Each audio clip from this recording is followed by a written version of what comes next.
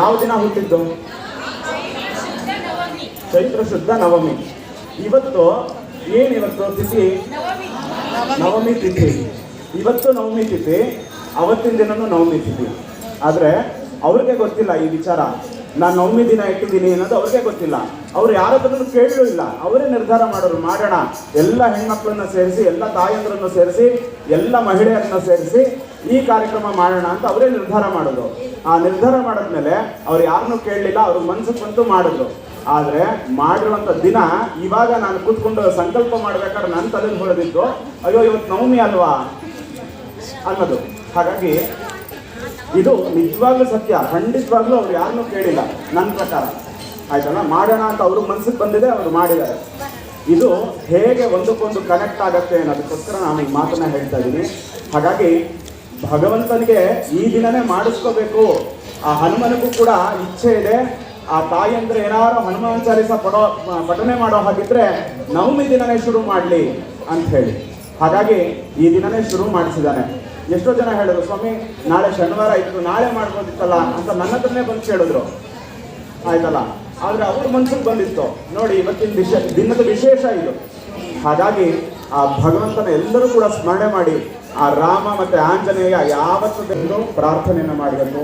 ಹಾಗಾಗಿ ಎಲ್ಲರೂ ಕೂಡ ಭಕ್ತಿಯಿಂದ, ಶ್ರದ್ಧೆಯಿಂದ ಪ್ರಾರ್ಥನೆಯನ್ನು ಮಾಡ್ಕೊಳ್ಳಿ. ಹಾಗೆ ಇನ್ನೊಂದು ವಿಚಾರ, ನಿಮ್ಮೆಲ್ಲರಿಗೂ ಕೂಡ ದೀಪಗಳು ನಿಮ್ಮ ಸಾಲಿಗೆ ಬರುತ್ತೆ. ಯಾರು ಎದಳಬಾರ್ದು. ಯಾರು ಬ್ಯಾಡ್ಜ್ ಹಾಕ್ತಿದಾರೋ ಅವರೇ ಬರ್ತಾರೆ, ನಿಮ್ಮ ಕೈಗೆ ಕೊಡ್ತಾರೆ.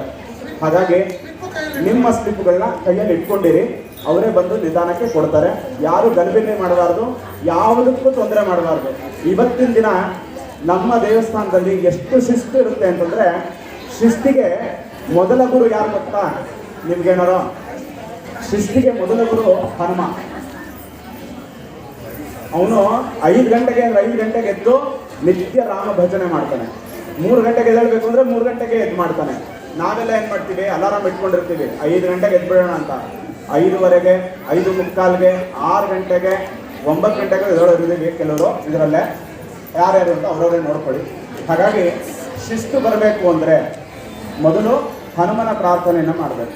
ಹಾಗಾಗಿ ಎಲ್ಲವನ್ನು ಕೊಡ್ಕೊಂಡನು ಹನುಮ. ಯಾರಿಗೆಲ್ಲ ರಾಮನ ದೇವಸ್ಥಾನ ಎಲ್ಲ ಊರಲ್ಲೂ ಇದೆ ಅನ್ನೋರೆಲ್ಲ ಕೈ ಎತ್ತಿ. ಪ್ರತಿಯೊಂದು ಊರಲ್ಲೂ ಹನುಮನ ದೇವಸ್ಥಾನ ಇದೆ ಅನ್ನೋರು ತೋರಿಸಿ, ಕೈ ಎತ್ತಿ.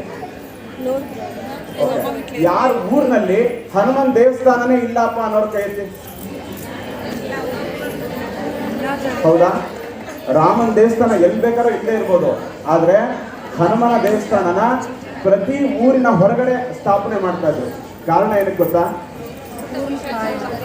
ಭೂತ ಪಿಶಾಚ ನಿಕಟೆ ನಹಿ ಆಗೈ ಅಂತ ಹೇಳ್ತಾ ಇದ್ದೀರಾ. ಹಾಗಾಗಿ ಆ ಭೂತ ಪಿಶಾಚಿಗಳಾಗಲಿ, ಆ ಭೂತ ಪಿಶಾಚಿಗಳು ಅಂದರೆ ಏನು? ನಮ್ಮ ದೇಹದಲ್ಲಿರ್ತಕ್ಕಂಥ, ನಮ್ಮ ಮನಸ್ಸಿನಲ್ಲಿರ್ತಕ್ಕಂಥ ಅಹಂಕಾರ ಆಯ್ತಲ್ಲ, ಅದನ್ನೇ ನಾವು ಭೂತ ಪಿಶಾಚಿಗಳು ಅಂತ ಹೇಳುವಂಥದ್ದು. ನಾನು ನನ್ನಿಂದನೇ ಎಲ್ಲ ಅಂತ. ಹಾಗಾಗಿ ಅಂಥವನ್ನ ನಾವು ದೂರ ಮಾಡ್ಕೋಬೇಕು ಅಂದರೆ ಹನುಮನ ಸ್ಮರಣೆ ಮಾಡಬೇಕು. ದಯಮಾಡಿ ಯಾರೂ ಮಾತನಾಡಬೇಡಿ, ಮತ್ತೆ ಕೇಳ್ಕೊತಾ ಇದ್ದೀನಿ. ಎಷ್ಟು ಜನ ಮಕ್ಕಳಿಗೆ ಅವ್ರು ಯಾವುದೋ ಒಂದು ಹನುಮಂತಂದನ್ನ ಯಾವುದೋ ಕಾರ್ಟೂನ್ಗಳನ್ನ ನೋಡಿರ್ತಾರೆ. ಅವ್ರು ನೋಡ್ಬಿಟ್ಟು ನಿನ್ನೆ ಒಂದು ಮಗು ಬಂದಿತ್ತು, ಒಂದು ಸಣ್ಣ ಮಗು ಬಂದಿತ್ತು, ಆ ಮಗು ಹೇಳ್ತಾ ಇತ್ತು ಆಂಜನೇಯ ಸ್ಮರಣೆ ಮಾಡಿದ್ರೆ ಯಾವ ರಾಕ್ಷಸರು ಬರಲ್ಲ ಅಂತ ಅಲ್ವಾ? ಆ ಮುಕ್ತವಾಗಿರುವಂಥ ಮಕ್ಕಳು ಮನಸ್ಸಿನಲ್ಲೂ ಕೂಡ ಭಗವಂತ ಇದ್ದಾನೆ, ಹನುಮ ಇದ್ದಾನೆ ಅಂತಂದ್ರೆ